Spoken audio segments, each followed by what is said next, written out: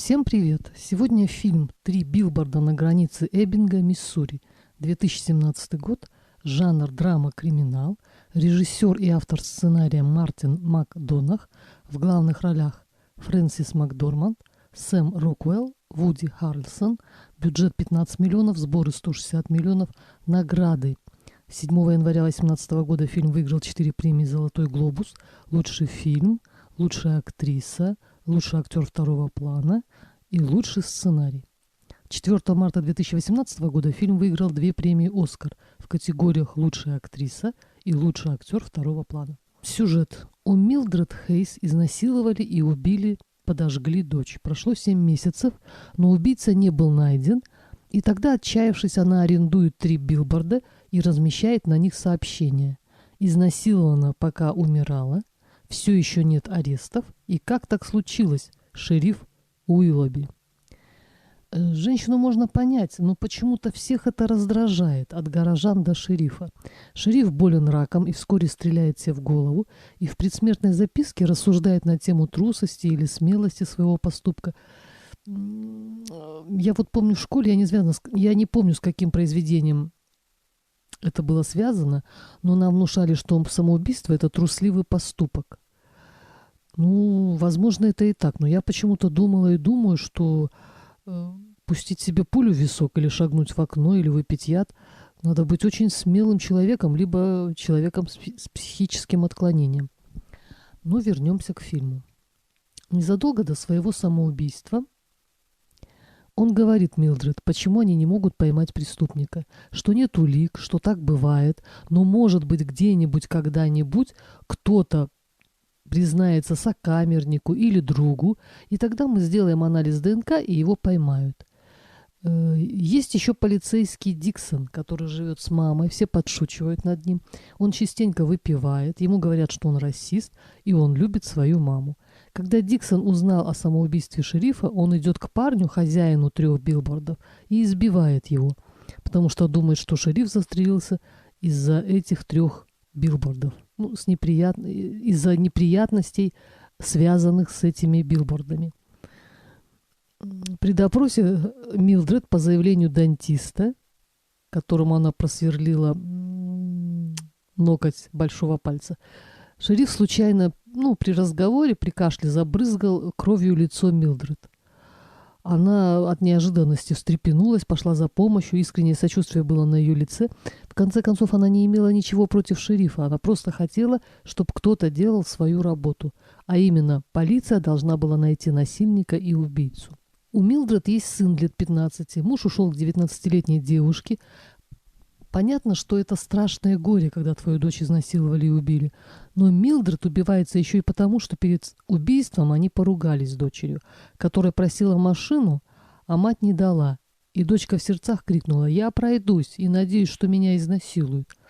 А мать ей вдогонку: «Да, я тоже надеюсь». Сколько раз она, наверное, прокручивала эту сцену у себя в голове и думала: если б я ей дала эту проклятую машину, то дочь была бы жива.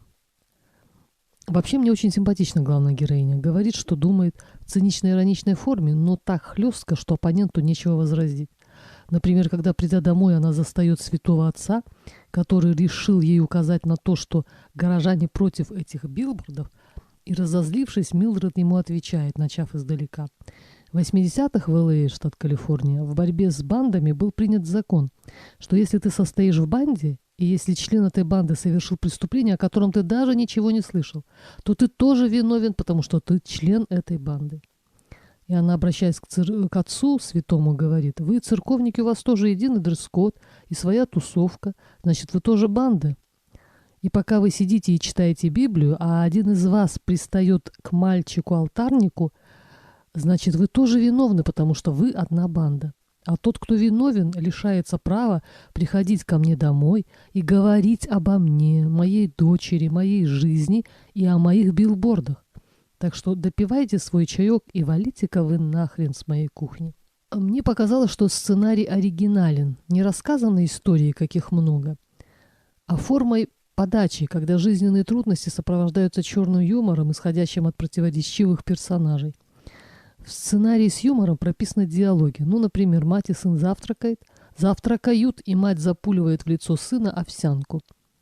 Сын ей: «Ты старая», далее следует слово на букву «С». «Я не старая, Робби».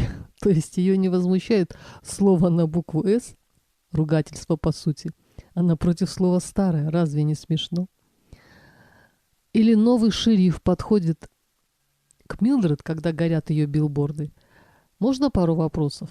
«Да спрашивайте сколько хотите, даже можете арестовать». «Мне не за что вас арестовывать». «Найдете за что».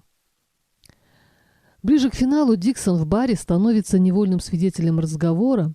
Некто делится с приятелем о своем преступлении с изнасилованием, которое очень похоже на преступление, связанное с дочерью Милдред.